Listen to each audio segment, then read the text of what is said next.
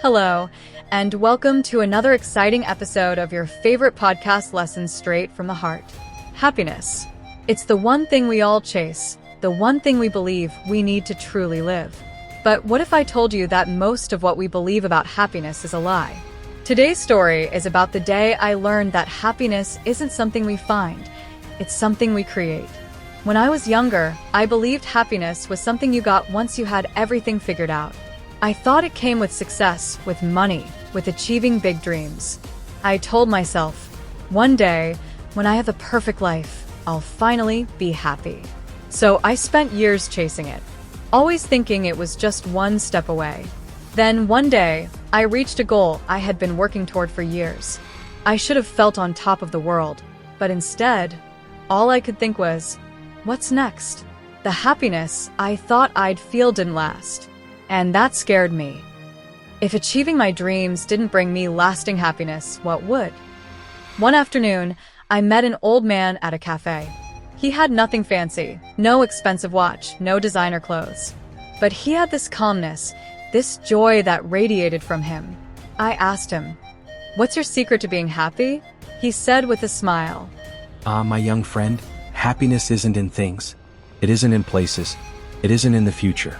Happiness is in how you live today. That moment changed everything. Happiness wasn't a destination. It wasn't something I had to wait for. It was in the small moments, the little choices, the way I saw life every single day. How many of us believe happiness is somewhere out there, always just beyond our reach? We tell ourselves, I'll be happy when I get that job, when I find the right person, when I have more money. But what if happiness isn't in the future? What if it's in the way we wake up in the morning, the conversations we have, the way we choose to see the world? Because happiness isn't something we find, it's something we create.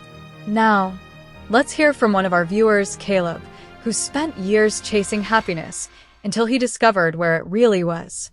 For years, I told myself I'd be happy once I had my dream job. I worked long hours, sacrificed friendships, ignored my health, all for that moment. And when I finally got there, it didn't feel how I thought it would. I was exhausted, disconnected, and still searching for something more. One day, I had lunch with my grandmother, and she said, "Caleb, happiness isn't something you wait for. It's in front of you every day. You just have to notice it." That conversation changed my life. I started slowing down, appreciating the small things, and for the first time, I felt truly happy. Caleb's